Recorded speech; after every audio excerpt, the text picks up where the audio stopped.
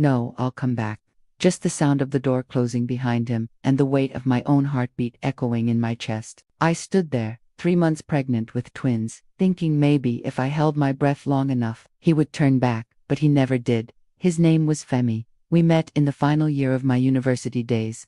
He had this wild charm about him, confident, magnetic. He wasn't the richest, but he dressed like he had the world in his pocket and kissed like he meant it. I thought he loved me. He said he did, but love, I would later learn, was more than passion in hidden corners and promises made in the dark. When I told him I was pregnant, he went quiet. For days. Then one morning, he looked at me with eyes that no longer held light and said, "I'm not ready to be a father." As if I had signed a form saying I was ready to do it alone. I watched him pack, one shirt at a time, with a look of defeat on my face that slowly hardened into resolve. Those first few months were a blur of shame and fear. My body was changing, but my world was collapsing. I dropped out of school. My parents refused to support me, calling me a disgrace. I moved into a small room in Ajegunle, barely enough for one person. But it became the place where I brought life into this world. Not one, but 2 lives. My beautiful twin boys, Emmanuel and Daniel, came out crying, but I held them and cried louder. Not because I was going to do. I was 23, jobless, and completely alone, yet somehow, in that moment, I felt purpose. Their tiny fingers wrapped around mine like they were telling me, "Don't give up, Mama." I didn't. We fought every single day, not with fists, but with hunger, sleepless nights, and landlords who never stopped knocking. I sold everything I had, my phone, my laptop, even my favorite gold earrings, just to buy baby milk. Sometimes we would eat only gari for 2 days straight. I remember once asked, "Mummy, why is this water sweet?" I smiled and said, "Because on it." The truth was, it was just sugar water. That was all we had. There were nights I stayed up staring at the ceiling, wondering if I had made the wrong decision, if maybe, just maybe, given up too much, my youth, my dreams, my body. But they wrapped their little arms around me and whispered, "I love you, Mummy." The doubts faded. Years passed. The boys grew into smart, stubborn, funny little men. They were each other's shadow, always playing, always fighting, always defending. Outspoken, quick-tempered, but fiercely loyal. Emmanuel was quieter, more thoughtful, always watching, always thinking. One night, when they were about 10 years old, we were sitting on the floor eating boiled yam, when Daniel asked, "Mummy, do we have a daddy?" I froze that it was like time stopped for a second. The yam piece I had been chewing suddenly felt like stone in my mouth. I looked at Emmanuel, who had paused, mid-bite, eyes wide, watching me for an answer. My heart shattered into 1,000 pieces. This moment for so long. "Yes," whispered. "You have a father, but he left before you." "Why?" Emmanuel asked, his voice barely above a whisper. I swallowed hard. "Because he said he wasn't ready to be a father." They were silent. Then Daniel, with all the hurt a child could carry, burst into tears. Emmanuel followed, and then I did too. We sat there, 3 broken hearts, holding to each other. They didn't ask further. They didn't need to. The silence between us said it all. After that night, something changed in them. They became more serious, more protective of me. They saw how hard I worked washing clothes, people, cleaning houses, even hawking a complaint. Even when they had to read with candlelight. There was a time I felt terribly ill. Malaria and typhoid hit. I was beside me, fanning cardboard, their eyes red. Emmanuel whispered, I didn't. I had to live for them." Very school came, and they both got scholarships from a little NGO. That was the beginning of our little breakthrough. They studied hard, too hard, until 2 a.m., studying with torchlight. I watched them grow into young men, tall, strong, full of dreams. One Sunday afternoon, when they were 20, something strange happened. Emmanuel came home with a smile I hadn't seen in years. "Mummy," he said, "you won't believe it." He told me about a man he had met at a tech conference. The man was impressed by his presentation on digital logistics and offered him a contract. job with a salary I had never even imagined. Before I could fully grasp it, he added, I had a twin brother. He said the offer is open to both of us. I sat there, stunned, as they hugged me. I cried again, but this time, it wasn't out of pain. It was joy. It was that quiet voice of God saying, "Left you." They started saving, planning. They never finger again. One day, they came home with bags of groceries, and Daniel said, "Mummy, this house is too small. We're going to move." A month later, for the first time in my life, I had a real bed, not a mat or foam. They even bought me a fridge, opening and closing it just to. I would stare at the TV they bought and laugh like a child. All to pray for, they were giving me. Every morning, I would kneel beside my bed, "Thank you, Jesus," and over. But just when I thought the story was complete, chapters to offer, I did. Somewhere in the city, the man who left us was watching. He had no income, not yet. Has a way of coming full circle. I never fully that until I watched my son nothing to something, no something would be too. They rose into men the world. They carried my sacrifice and my prayers into every room they entered. And with every step they took forward, they dragged me out of the pit I once cried in. After Emmanuel got the contract job and brought Daniel in, everything changed. They worked like men on fire morning till night, no breaks, no Some nights they would come home so tired they'd fall asleep on the floor with their laptops still open, faces lit up by code and spreadsheets. And yet, every single morning, they kissed my forehead and said, "Good morning, Mummy." They used their first paycheck to surprise me.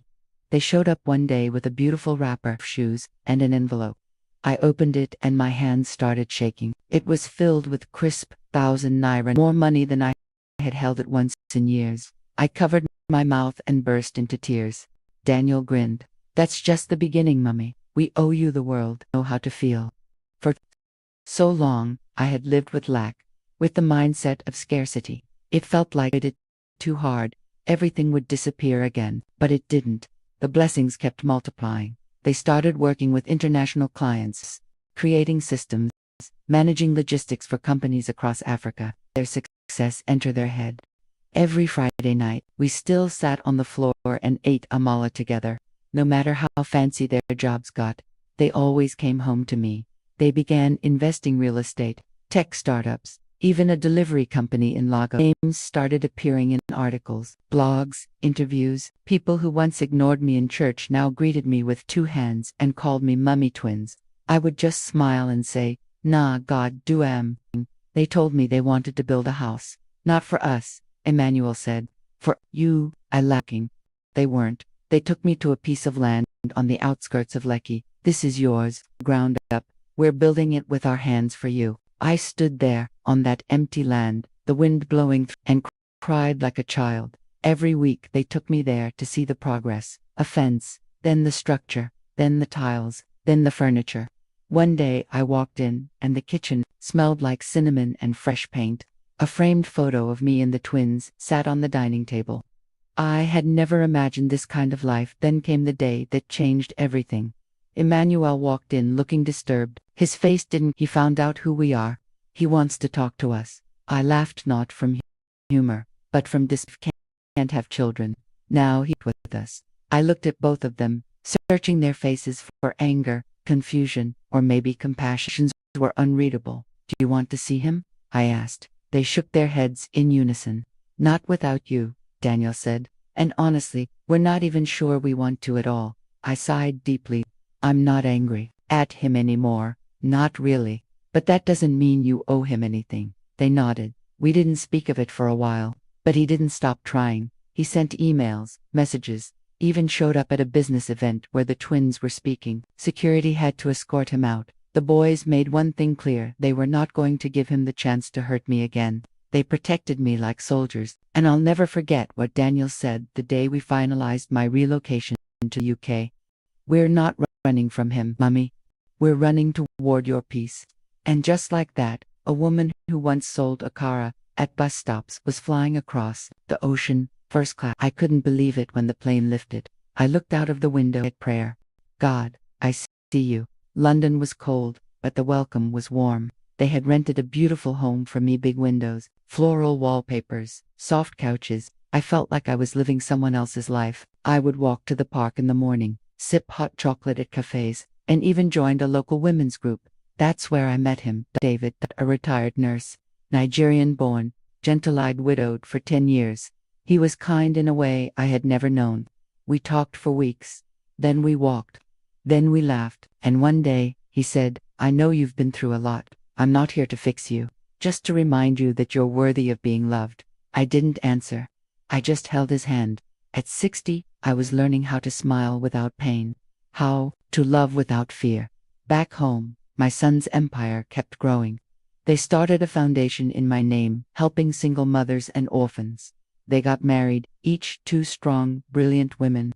And when they had their own children, they called me first. Mom, Emmanuel said through the phone, tears in his voice. It's a girl. Daniel followed a year later. Mummy, meet your grandson.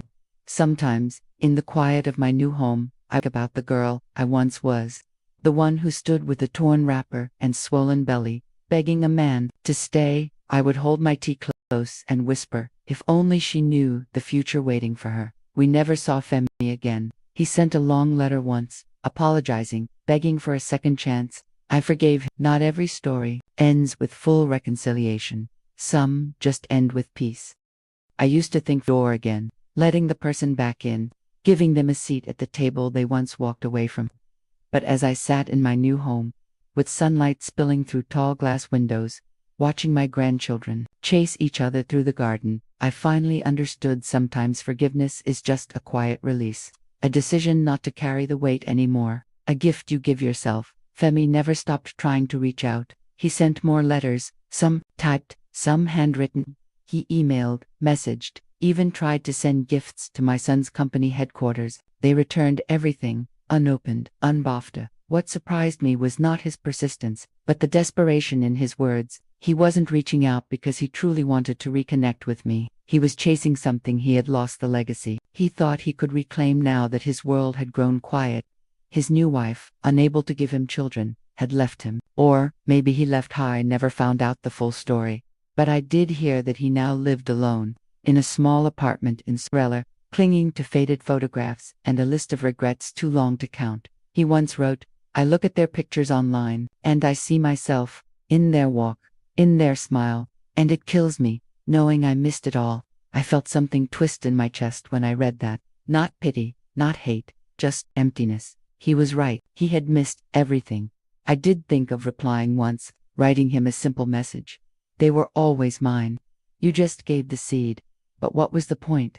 Life had already written the reply for me. Back home, thriving. Their company had expanded into 5 countries.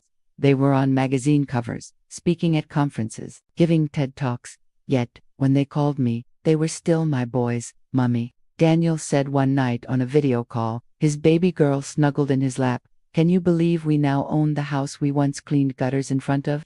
I laughed. The world turns fast. My son. They flew me abroad. It was time. A surprise event was planned, quiet, elegant, intimate. I thought I was coming to visit, but when I stepped into the hall, I saw a banner that read, Celebrating Our Queen, Mama Emmanuel, and Daniel. Tears flooded my eyes before I could even move. Friends, old neighbors, past landlords, even women I used to sell a car beside stood up and clapped for me. They had dressed me in gold lace and crowned me with love. When I sat down to speak, couldn't say much.